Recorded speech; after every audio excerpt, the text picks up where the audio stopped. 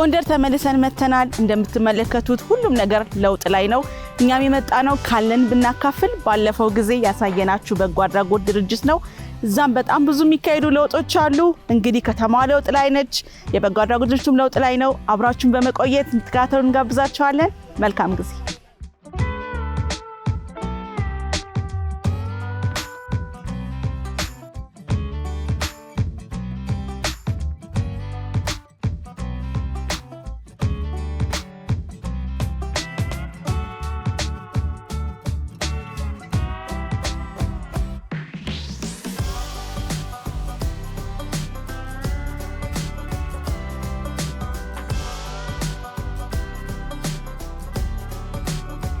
ስሜ ጌታውን ስዩም ይባላል። የጎንደር ዓለም አቀፍ ቅርስ አስተዳዳሪ።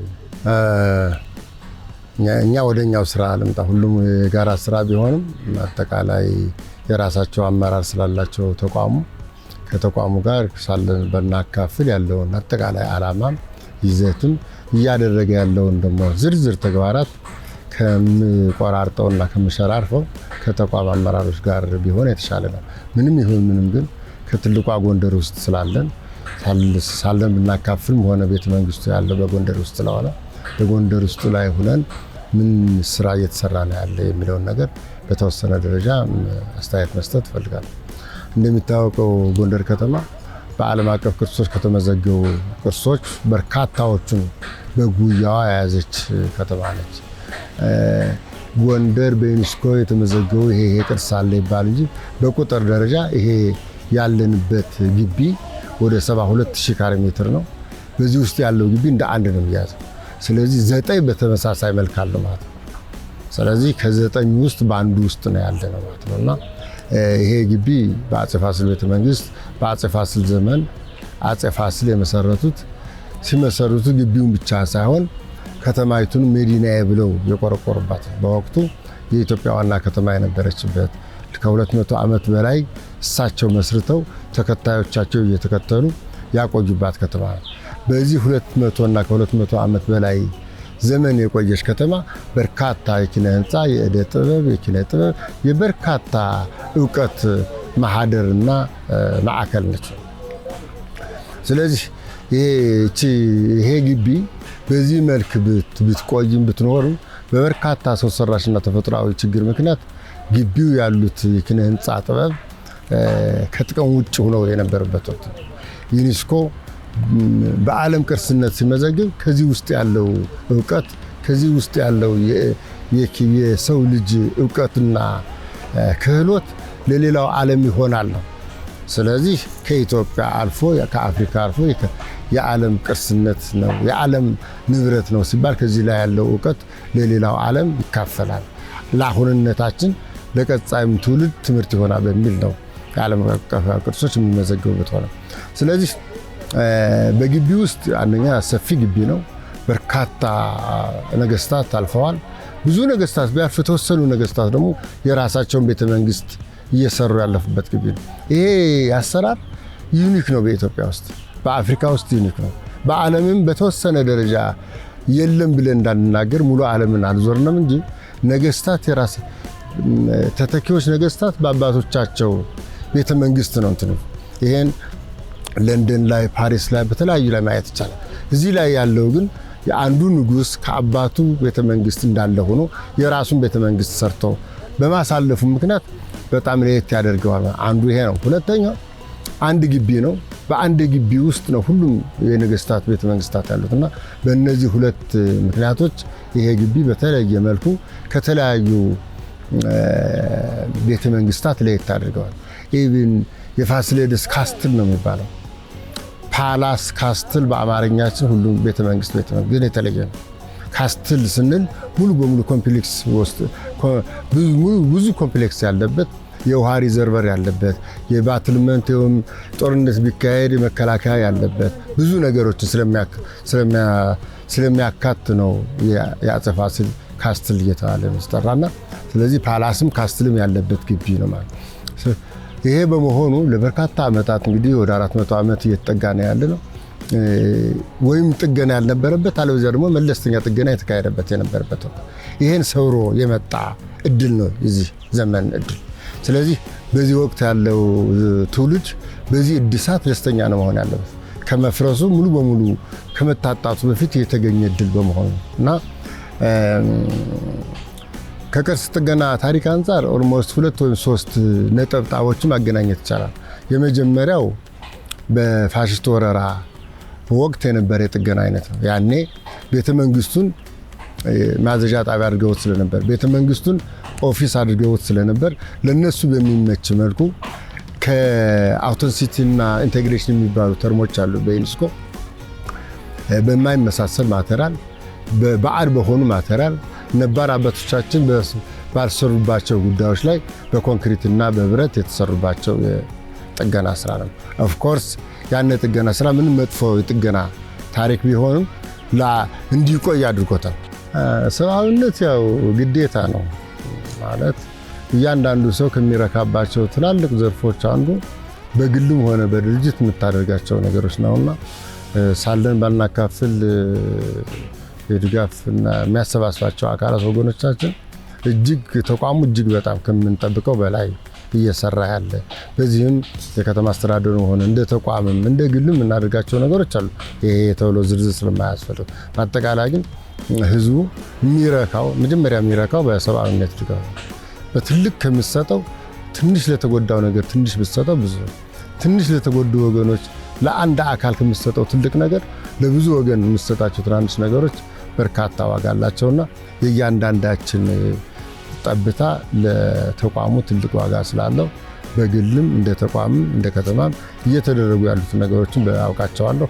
ይሄ ተጠናክሮ መቀጠል አለበት የሚል ግምት አለ።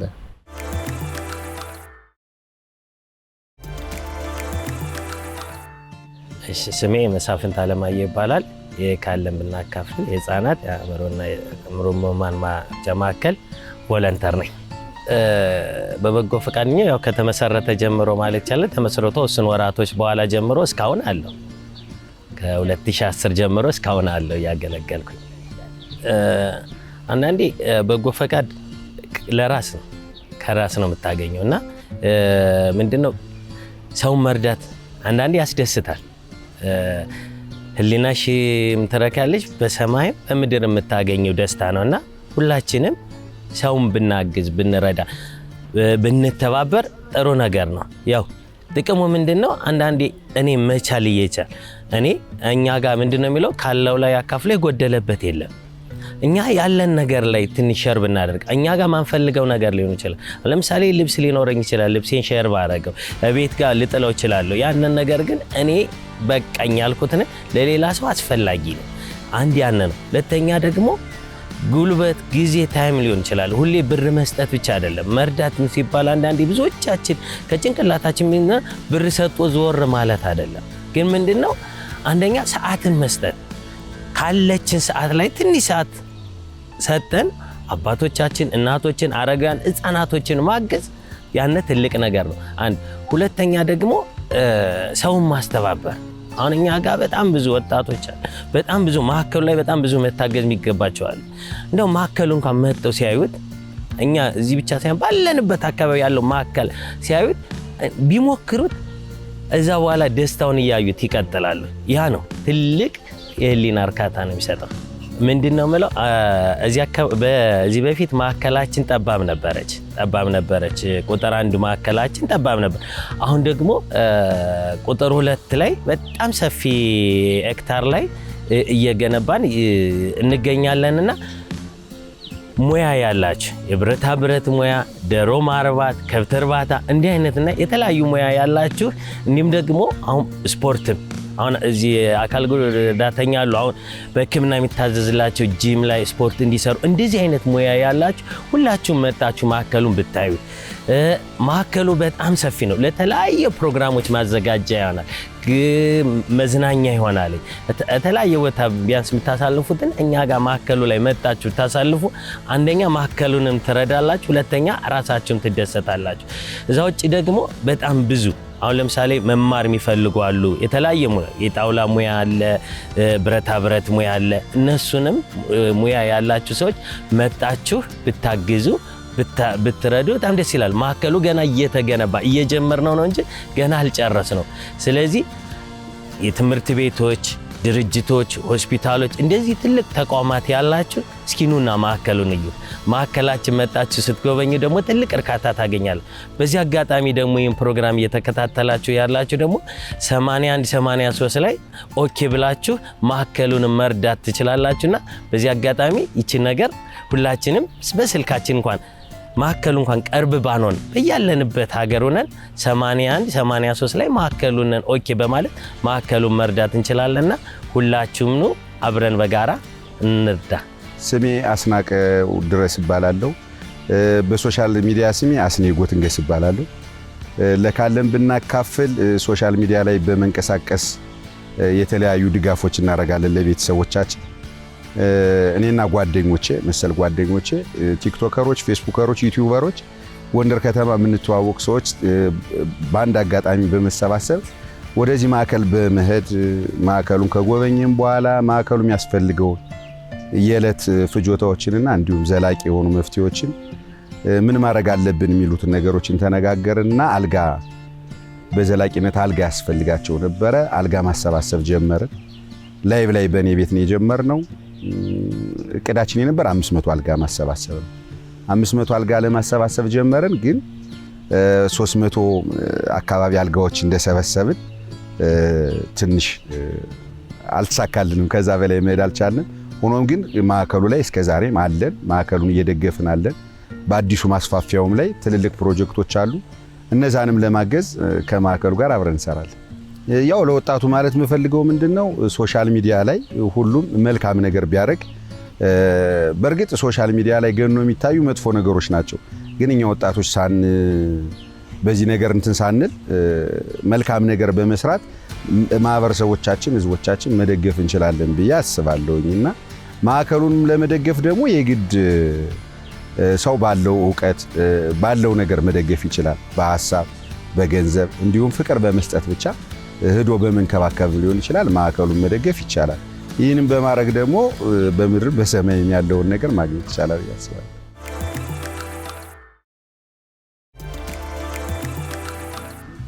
እሺ፣ ቤተልሔም መስፍን እባላለሁ ወይም ዲዲ ፋሽን ዲዛይነር ነኝ።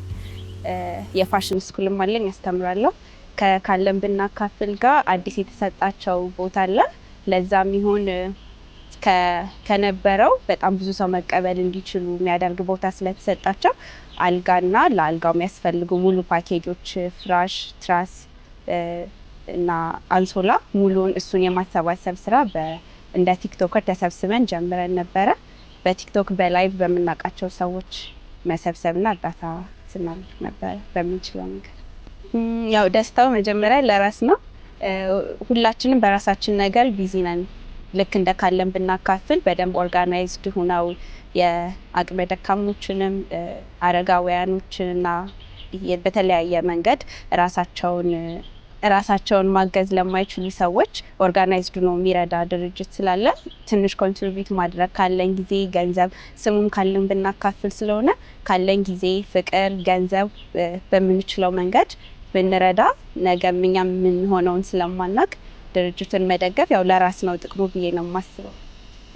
እሺ መጀመሪያ ያው ማዕከሉን መጥተው እንዲጎበኙ ጋብዛለሁ። ከዛ በኋላ ነው ያለውን ነገር ሲያዩ የሚችሉትን ለማድረግ የሚያስቡት። ከዛ ደግሞ 81 83 አጭር መልእክት አለ። ሁላችንም እጃችን ላይ ምንም መሄድ ሳይጠበቅብን ማድረግ የምንችለውን ማድረግ እንድንችል የተለያዩ ፕሮግራሞቻችን ከነሱ ጋር ሂደን ብናሳልፍ ሴሌብሬት ብናደርግ እሱን እንመክራለን። እሺ ስሜ ፍቅረ ማርያም ስጦታው እባላለሁ። የካለን ብናካፍል መርጃ ማዕከል በጎ ፈቃደኛ ነኝ። እንግዲህ ካለን ብናካፍል የህፃናት ያረጋውያን የአእምሮ ህሙማን መርጃ ማዕከል ከተመሰረተ ጊዜ ጀምሮ በማዕከሉ ውስጥ እየሰጠን ያለነው አገልግሎት ህፃናቶች፣ ወላጅ አልባ የሆኑ ጨቅላ ህፃናቶች አሉ፣ አረጋውያኖች አሉ፣ የሱስ ተጎጂ የሆኑ ወጣቶች አሉ፣ አካል ጉዳተኛ የሆኑ ወገኖች አሉ። እንግዲህ በማዕከላችን አሁን ላይ 2 ማዕከላት አለ። ቁጥር 1 ጎንደር ቀበሌ 18 ሸዋ ዳቦ ይገኛል። ቁጥር 2 ደግሞ ከአየር መንገድ ወደ ጎርጎራ በሚወስደው 3 ኪሎ ሜትር አስፋልት ጥግ ላይ የሚገኝ ማዕከል ነው። እንግዲህ ቁጥር 2 ቦታ ላይ የጎንደር ከተማ አስተዳደር ከንቲባ ባበረከተልን 35000 ካሬ ቦታ ላይ የተለያዩ ይዘት ባላቸው ክፍሎች ውስጥ እንደ ህመማቸውና እንደ ፍላጎታቸው አይነት ከፋፍለን ሰዎችን እያኖርን እንገኛለን። በቁጥር 1 ደግሞ ጨቅላ ህጻናቶች ይገኛሉ ማለት ነው። እንግዲህ ይሄ ማዕከል አገልግሎት እየሰጠ የሚገኘው በማህበረሰቡ በሚገኝ ውስን የአይነትና የገንዘብ ድጋፍ ሲሆን ምንም አይነት ቋሚ ገቢ የሌለው ማዕከል ነው። ግን ደግሞ ማዕከሉ በጎንደር ከተማ ይቋቋምና ይገኝ እንጂ በክልሉ ባሉ ዞኖች፣ ወረዳዎች ኢቭን ገጠር ላይ ድምጻቸው የማይሰማ የማህበረሰብ ክፍል ላይ ሁሉ በምናደርገው የማስታወቂያ ስራ ሊፍሌት፣ ብሮሸር፣ ስቲከሮች በሬዲዮ በምናነግረው በሚደርሳቸው መረጃ ሰዎች በሚደርሱን ጥቆማ በሚሰጡን ጥቆማ መሰረት ሰዎችን ካሉበት አስቸጋሪ ሁኔታ በማንሳት ወደ ማዕከላችን እያስገባን እንግዲህ ቤተሰባዊ ፍቅርና እንክብካቤ እየሰጠን እንገኛለን። የምግብ፣ አልባሳት፣ የሕክምና እና የተለያዩ መሰረታዊ ፍላጎቶችን በቋሚነት እየሰጠን እንገኛለን። እንግዲህ ለጊዜው በተሰጠ 35000 ካሬ ቦታ ላይ ጊዜያዊ መጠለያዎችን ሰርተን እንገኛለን። በዚህ ቦታ ላይ እንግዲህ ሰዎች አገግሞ ወደ ማህበረሰቡ ሲቀላቀሉ በማዕከሉ ውስጥ ያሉ የተለያዩ ሽመና፣ እደ ጥበብ፣ ብረታ ብረት፣ ጣውላ ስራዎች ተጀምረዋል።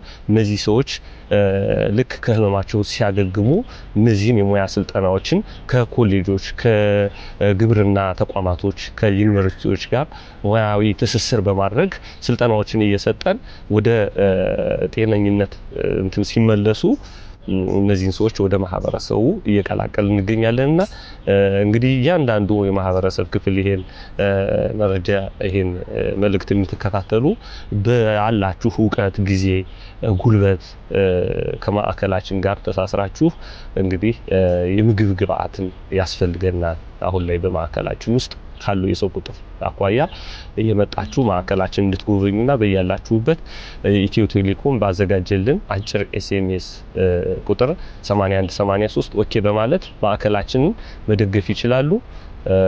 ከማዕከላችን ጎን በመሆን እያደረጋችሁልን ያላችሁ ግለሰቦች፣ ተቋማቶች ጎንደር ዩኒቨርሲቲ፣ ኢትዮ ቴሌኮም እና መሰል ስማቸውን ያልጠራዋቸው ተቋማቶችና ግለሰቦች በዚሁ አጋጣሚ በማዕከሉ ስም ማመስገን እፈልጋለሁ። ካለው ላይ አካፍሎ የጎደለበት የለም እላለሁ። አመሰግናለሁ።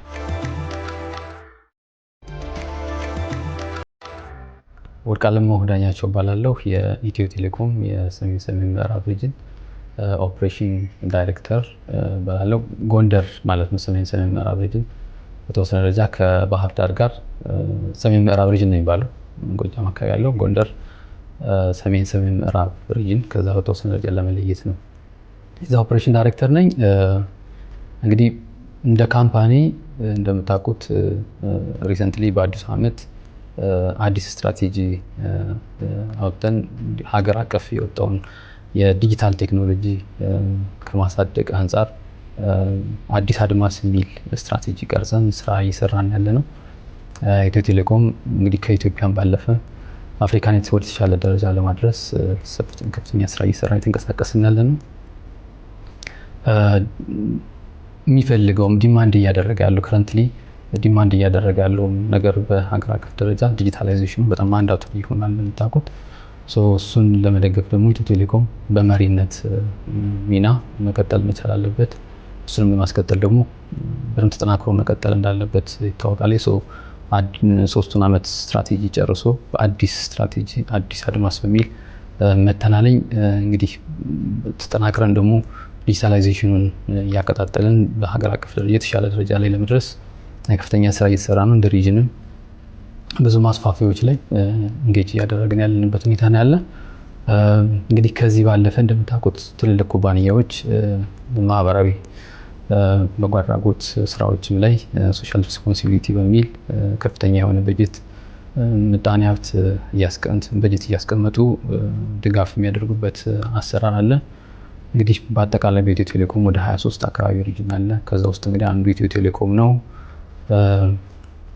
እንግዲህ የተመረጡ በዘላቂነት ማህበረሰቡን ይጠቅማሉ፣ ይደግፋሉ ተብለው የሚታሰቡ የበጎ አድራጎት ድርጅቶችን እየለይን የትምህርት ዘርፉን፣ የጤና ዘርፉን፣ ግብርና፣ በጎ አድራጎት ስራዎችን ከፍተኛ ድጋፍ ለማድረግ ጥረት ያደርጋለኝ። ኢቭን በባለፈው ዓመት እንኳን ወደ 450 ሚሊዮን አካባቢ በአጠቃላይ በሀገር አቀፍ ደረጃ ድጋፍ የተደረገበት ወቅት ነበረ። እንግዲህ እንደ ሪጅናችን ደግሞ ተመሳሳይ እንደዚህ ስራዎችን በሰራተኞቻችን ተነሳሽነት በካምፓኒው ኢኒሼቲቭ ድጋፍ የምናደርግላቸው የተለያዩ ድርጅቶች አሉ። ማህበረሰቡን ትምህርትን ድጋፍ እያደረግን የቆየንበት ሁኔታ ነው ያለ። እንግዲህ ከቴሌኮም ከሜጀር ስራችን ባለፈ እንዲህ ስራዎች ላይ መሳተፍ የሀገርም ሀብት ስለሆነ ኢትዮ ቴሌኮም የህዝብ ነው። እሱንም ደግሞ ከመወጣት አንጻር የግድ እዚህ ላይ ፓርቲሲፔት ማድረግ ያስፈልግ ነበርና ያው እንደ ሪጅን የተለያዩ ድጋፎችን ስናደርግ ቆይተናል። ከዚህም ውጭ እንግዲህ በዚህም ውስጥ ዋና የሚባሉት በትምህርት ዘርፉ ላይ ግብርናው እና እንደዚህ በጎ አድራጎት ስራዎች ላይ ሰፊ ስራዎችን እየሰራን ቆይተናል። ከዋናው መስሪያ ቤት ድጋፍ በሚደረግልንም ከዚሁ ከሪጅንም በራሳችን ተነሳሽነት ከሰራተኛውም ያሰባሰብን የምንደግፋቸው ነበሩ። እንግዲህ በዋናነት ዛሬ የተገናኘ ነው ያው ካለን ብናካፍል ጋር በተገናኘ ነውና ትኩረት እሱ ላይ ለማድረግ ካለን ብናካፍል እንግዲህ ኦልሞስት ከ6 ዓመት በፊት ጀምሮ ድጋፍ ማድረግ ጀምረናል። ከሰራተኛው በማዋጣት ነው የተጀመረ እንትኑ ድጋፉ። ከዛ በኋላ ግን በዘላቂነት ከዋናው መስሪያ ቤትም በቂ የሆነ ድጋፍ እየተሰጠን በአዲስ ዓመትም የፋሲካ የተለያዩ ኢቨንቶችን ጥር እንደምታውቁት ጥምቀት ጋር በተገናኘ ደግሞ ድጋፍ ስናደርግበት ፕሮግራሞችን እያመቻቸን ድጋፍ ስናደርግ ቆይተናል። እንግዲህ በዚህ ዓመትም የተለያዩ ድጋፎችን ስናደርግላቸው ቆይተናል። በጣም በመስሪያ ቤቱም ደረጃ ትልቅ ተቀባይነት ያገኘ ድርጅት ነው። የበጎ አድራጎት ድርጅቱም እንግዲህ የመጡትን እንግዶቻችን የእኛን ኢትዮ ቴሌኮም ለስራ ሲመጡ ቪዚት ሲያደርጉ ወስደን እናሳያቸዋለን። ያለበትን ሁኔታ እንዲያውቁት እናደርጋለን። ምን ያክል ድጋፍ እንደሚያስፈልገው ምን አይነት ድጋፍም እንደሚያስፈልገው እንዲያዩ የሚያደርጉትም ድጋፍ ደግሞ ከሪጅኑ ባለፈ ከዋናው መስሪያ ቤት እንግዲህ ይህን ያክል ኢንቨስት ሲደረግ ደግሞ ምንድን ነው እያመጡ ያሉት ለምን ዓላማ ነው የዋለ የሚለውንም እንዲያውቁ ለማድረግ ሲመጡ ቦታው እንዲጎበኙት ደስ ብሏቸው እንዲሄዱ ነገም ደግሞ ተነሳሽነት እንዲኖራቸው እና ከዚህ በላይም ድጋፍ እንዲያደርጉለት ለማድረግ ጥረት ስናደርግ ቆይተናል። እንግዲህ በዚህ ዓመት እንኳን በአዲስ ዓመት አይታችሁት ከሆነ ወደ 2 ሚሊዮን ብር አካባቢ ማዕድ ማጋራት በሚል አዲስ ዓመትን በመልካም ሁኔታ እንዲያሳልፉ ለማድረግ ድጋፍ አድርገናል። የተለያዩ ደብተሮችን ከግብርናው ጋር በተገናኘ የተለያዩ እንግዲህ ግብርና ግሪን ሌጋሲ ጋር ተያይዞ ብዙ ሰፊ ስራ እንሰራለን። ከግብርናው ጋር ተገናኘ እንደምታውቁት የተሰጣቸው ቦታ በጣም ሰፊ ነው። የነበሩበት ቦታ ከዚህ በፊት በጣም ትንሽ ያን ሁሉ ሰው እንግዲህ በትንሽ ቦታ ነው እያስተናገዱ የተንከባከቡ ያሉበት። እንግዲህ ከተማውን በጣም ሊመሰገን የሚገባው አንዱ ከዛ አንፃር ነው። ይሄን አይቶ ትልቅ ቦታ ሰፊ ቦታ አይ ቲንክ 30 ሺህ ካሬ አካባቢ ነው እንግዲህ የሚሆን ቦታ የሰጣቸው። ያን ወደዛ እንግዲህ አሁን ቲሞቻቸውን ይዘው ወደዛ ሄደዋል። በአሁኑ ዓመት ጎብኝተናቸዋል። በጣም ደስ የሚል ቦታ ነው ያገኘነው። እንግዲህ ኢትዮ ቴሌኮም ከዚህ ጋር በተያያዘ ደግሞ የተለያዩ እንትኖችን እናመቻቻለን። አሁን እነሱን ድጋፍ ማሰባሰብ የሚችሉበት መንገዶች አሉ። የኛ ኢትዮ ቴሌኮም የምንጠቀምበት ፕላትፎርም ለምሳሌ ቴሌብር ላይ ብንሄድ የፈንድሬዚንግ ፕሮግራሞች አሉ። ቴሌብር ላይ ገብቶ ማንኛውም ሰው በትንሽ ብር በየቀኑ ድጋፍ ማድረግ የሚችልባቸው ፈንድሬዚንግ እንትኖች አሉ። ካለን ብናካፍልን ከዛ በማስገባት ነው የጀመረው። ከዛ ላይ አስገባ ነው። በጣም ጥሩ መነቃቃቶች ነበሩ። በደንብ ያስተዋውቃሉ። መድረኮች ላይ ኢትዮ ቴሌኮምን ቴሌብር ተጠቅመው ደንበኞች በምን መልኩ ድጋፍ ማድረግ እንዳለባቸው ማለት ግድ በአንዴ በጣም ብዙ ብር ደንበኛ መደገፍ ላይ ይጠበቅበት ይችላል። 1 ብርም 2 ብርም በወር የፈለገውን ያክል መስጠት እንዲችል ቴሌብር በጣም የተመቸ ፕላትፎርም አድርጎላቸው ነበር። የዛ እንቅስቃሴያቸው ደግሞ ከኢትዮ ቴሌኮም ጋር በደንብ ቢሰሩ ድጋፉ ኢትዮ ቴሌኮም ውጤት የሚያመጣ የሚታይ አይነት ድጋፍ እንደሚሆን በደንብ ከዋናው መስሪያ ቤት ጋር እየተነጋገርን ኤቫሉዌት ለማድረግ ሞከርን። በጣም ተቀባይነትም አገኘ ማለት ነው። በኋላ ጥር ላይ ለምን ማቺንግ ፈንድ የሚባለውን ፕሮግራም እሱ ላይ ደግሞ ለምን አናስገባቸውም ተባለ። ሙሉ ጥር እንደዲኬት ለነሱ አመቻቸን። ጥር ላይ በጣም አግሬሲቭ ስራ ነው የሰሩት። ኢትዮ ቴሌኮምን ያስመሰገነ ለነሱም ከፍተኛ ገንዘብ ያገኙበት ስራ ሰሩ። ይሄ ነገር ደግሞ ለኢትዮ ቴሌኮም ኦኬ በዚህ ደረጃ መንቀሳቀስ የሚችል ድጋፍ የሚፈልገውን ሰው ደግሞ የሚፈልገውን በቂ ብር እንዲያገኝ እንግዲህ እንዳያችሁት አዛውንቶች በጣም ትልቅ ድጋፍ የሚፈልጉ ህፃናቶች በጣም ብዙ ሰው ያላቸው እጃቸው ላይ እንግዲህ በዚህ በከተማችን ካሉት በጎ አድራጎት ድርጅቶች ትልቁ የምንለው የሚታየም እሱ ነውና በዚሁ ማስቀጠል ያስፈልጋል። ጥያቄያቸውን እየተነጋገርን ኦኬ ስለዚህ ከዚህ በኋላ ተጨማሪ የኢትዮ ቴሌኮም የትኛውን ፕላትፎርም ብንጠቀም እነዚህን እንደግፋቸዋለን የተሻለ ውጤት እናመጣለን የሚለው የተነጋገርን ወደ ሾርት ኮድ መጣን ማለት ነው። ሾርት ኮድ ያው ብዙ ጊዜ በአጭር በቀላሉ የሚፈቀድ ነገር አይደለም ካለው እንትን አንፃር ማለት ነው። ለአስፈላጊ ለትክክለኛ ነገር መጠቀማቸው ማረጋገጥ ይፈልጋል። አላስፈላጊ ደንበኛም በጣም ኮምፕሌን የሚያደርግበት አይነት አገልግሎት እንዳይመጣ ኃላፊነት የሚሰማቸውን ድርጅቶች ማየት መመዘን ይፈልግ ነበር። በሱ ተነጋግረን እዚህ ውሳኔ ላይ ደረስን። 8183 እንደምታዩት ጀመረ። በጣም ጥሩ እንቅስቃሴን እያደረጉ ያሉት አይ ሆፕ ጥሩ ገቢም እያገኙበት ነው ብዬ አስባለሁ።